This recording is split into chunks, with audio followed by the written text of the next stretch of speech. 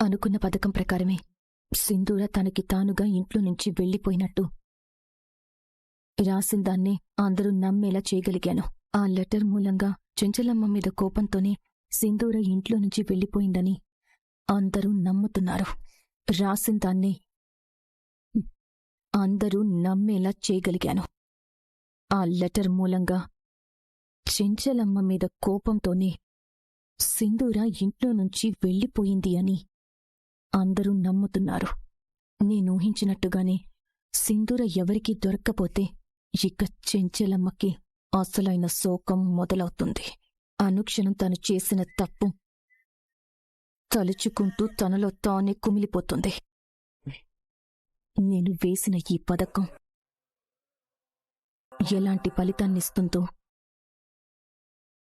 ఎలాంటి ముగింపు తెస్తుందో చూడాలి. నివేద గారు, నివేద గారు,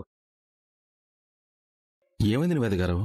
నన్ను చూడగానే రాస్తున్న పుస్తకం దాస్తున్నారు? అదేం లేదు, మీరొచ్చారని పక్కన పెట్టలేదు. నేను రాయడం పూర్తయింది కాబట్టి పక్కన పెట్టాను. అవునా? ఒకవేళ మాకెవ్వరికీ తెలియని రహస్యాలేమైనా గుట్టుగా అందులో రాస్తున్నారేమో అనుకున్నాను.